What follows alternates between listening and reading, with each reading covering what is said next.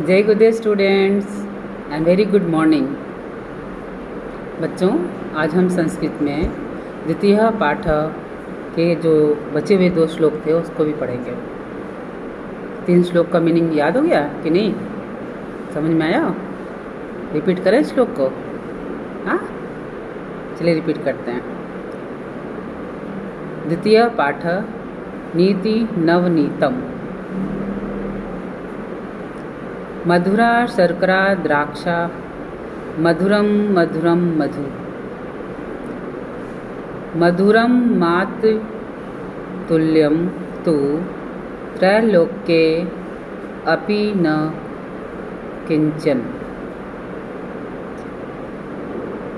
शक्कर मधुर होता है, मीठा होता है। अंगूर भी मीठा होता है, मिठास रहती है ना उसमें। और मधु, मधु मतलब शहद, वो भी मीठा होता है। लेकिन तीनों लोक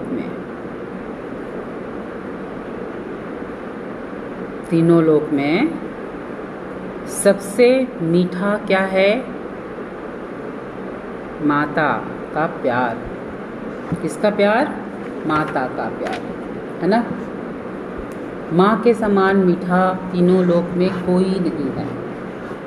माँ के समान मीठा तीनों लोक में कोई नहीं है। कोई मतलब कोई भी चीज़ नहीं है, कोई भी व्यक्ति नहीं है। माँ जितना प्यार करती है, जितना मिठास देती है, ध्यान रखती है, वैसा तीनों लोक में और कोई नहीं कर सकता।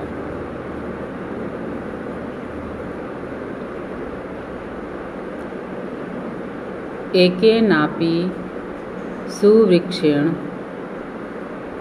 पुष्पे तेन सुगंधिना वासितं तद् वनं सर्वं सुपुत्रेण कुलम। जिस प्रकार जंगल के कोई एक वृक्ष में भी सुगंधित फूल लगते हैं और पूरा जंगल महक उठता है, उसी प्रकार यदि कुल में एक पुत्र भी सुपुत्र बन जाए, अच्छा काम करने लगे, तो पूरे कुल का नाम रोशन कर देता है ना। पूरे कुल का नाम रोशन हो जाता है। अगर एक भी बच्चा अच्छा निकल जाए, पढ़ लिख ले, अच्छा व्यवहार वाला हो, विनम्र स्वभाव वाला हो, तो उस कुल का नाम रोशन कर देता है। नेक्स्ट है नारिकेल समाकारा दृश्यन्ते खलु सज्जना अन्ये वद्रीकारा वहीरेव मनोहरा। जिस प्रकार नारियल ऊपर से कठोर दिखता है, अंदर से कोमल होता है, उसी प्रकार सज्जन पुरुष ऊपर से कठोर स्वभाव के दिखते हैं, लेकिन अंदर से बहुत ही कोमल स्वभाव के होते हैं। लेकिन दुष्ट व्यक्ति, दुष्ट पुरुष ऊपर से बेर के समान दिखते हैं, सॉफ्ट, और अंदर स्वभाव से वो बहुत कड़े होते हैं, कड़वे होते हैं, कठोर होते हैं। जिस प्रकार बेर के अंदर बीज रहता है ना, वही समझाने की कोशिश की है कि जिस प्रकार बेर के अंदर बीज रहता है, ऊपर सॉफ्ट रहता है, अंदर कड़ा रहता है बीज, उसी प्रकार सज्जन पुरुष नारियल के समान ऊपर कठोर होकर अंदर नम्र होते हैं, नरम। जैसे उनके अंदर नारियल को अंदर नरम रहता है, खाते हैं हम लोग ना नारियल को। और दुष्ट पुरुष होते हैं, ऊपर से कोमल रहते हैं, बेर के समान, अंदर कठोर बीज के समान होते हैं। स्वभाव उनका बीज के समान कठोर होता है। ठीक है, अब हम चौथे श्लोक के पास जाते हैं। हस्तस्य भूषणम दानम सत्यम कंठस्य भूषणम। फिर से पढ़ें। हस्तस्य भूषणम दानम सत्यम कंठस्य भूषणम। स्रोतस्य भूषणं शास्त्रं भूषणं किं प्रयोजनम्। स्रोतस्य भूषणं शास्त्रं भूषण किं प्रयोजनम। क्या बोला जा रहा है? जिस प्रकार हाथ का आभूषण क्या है? दान। हम हाथ से दान करते हैं ना, तो वो हमारा आभूषण है।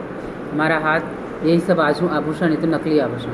असली आभूषण क्या है? जब हम किसी को देते हैं, किसी का ध्यान रखते हैं, किसी का सहयोग करते हैं, वो हमारे हस्त का, हमारे हाथ का असली आभूषण है।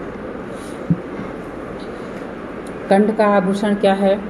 कंठ में हार पहने हैं या कुछ सजावटी चीज़ पहने, वो आभूषण नहीं कहलाएगा।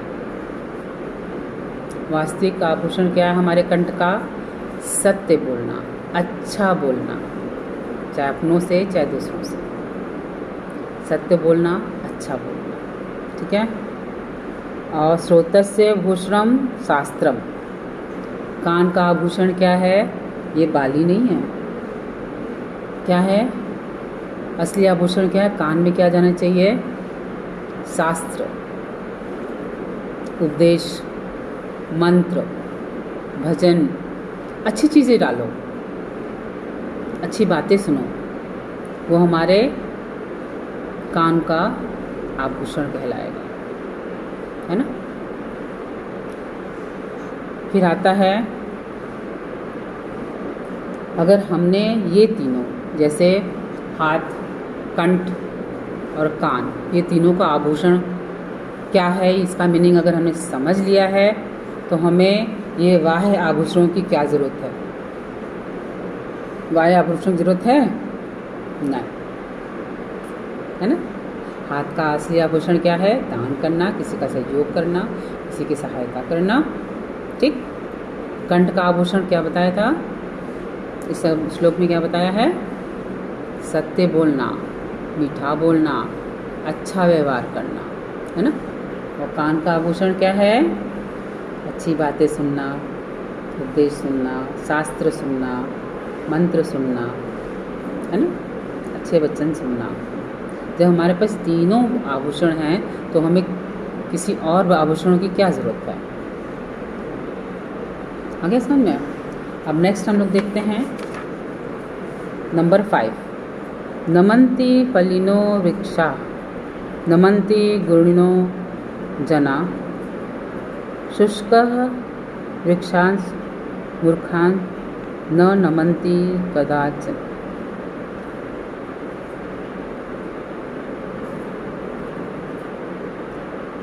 नमन्ति फलिनो वृक्षा, नमन्ति गुणिनो जना। इसका मीनिंग क्या है बताओ जरा। फलदार वृक्ष हमेशा झुके रहते हैं। नमन्ति फलिनो वृक्षा, वृक्ष जो फलों से लदे होते हैं वो हमेशा ऐसे देखा झुके रहते हैं, ऐसे खड़े नहीं रहते हैं। खड़े हैं, इसके ऊपर फल लगा है, ऐसा होता है? नहीं होता ना।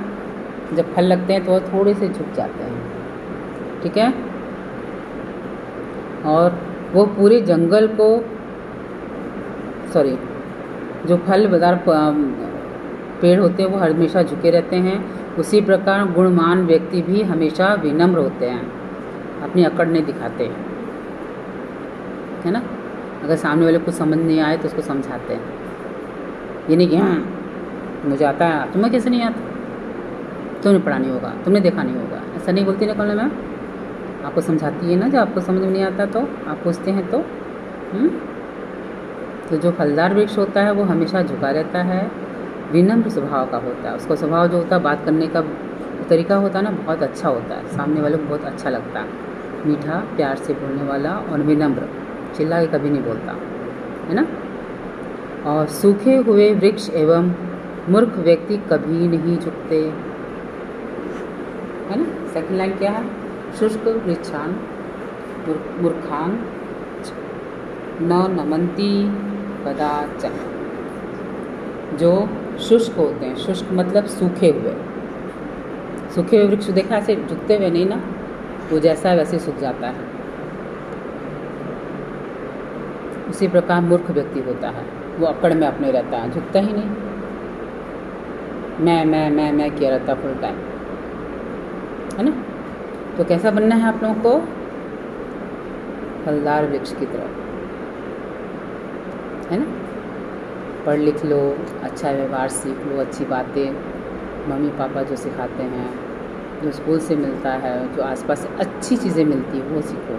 हर चीज़ अच्छी नहीं होती है, अच्छी और बुरे का भेद समझना सीखो। अच्छा क्या है, बुरा क्या है, नहीं समझ में आए तो मम्मी से पूछ लो,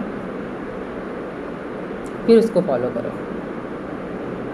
आपके फ्रेंड भी हैं, अगर कोई काम करते हैं, आप भाई बहन जो भी हैं, तो आपको नहीं समझ में आए कि वो सही कर रहे हैं कि गलत, क्योंकि अभी हम छोटे हैं, हमें मालूम ही नहीं कुछ, है ना। तो सोच समझ के उसको फॉलो करना, ठीक है। ये 5 आपका श्लोक हो चुका है। हम आपको इसका अर्थ भेज देते हैं, ओके। आप कॉपी में लिख लेना, लेट मत करो, ना आपके पास बुक आ रही है पूरी बच्चों के पास, ना ही कॉपियाँ आ रही हैं। आप लेट होते जाओगे। अब इसमें पाठ्य अभ्यास कार्य दिया है, उसमें दिया है कि श्लोक जो लिखा हुआ है, अधोलिखितेषु श्लोकेषु रिक्त स्थानानि पूरयेत्। ये जो श्लोक दिया हुआ है, एक के नापि डैश पुष्पी तेन डैश वासिंतम डैश सर्वम डैश कुलम यथा।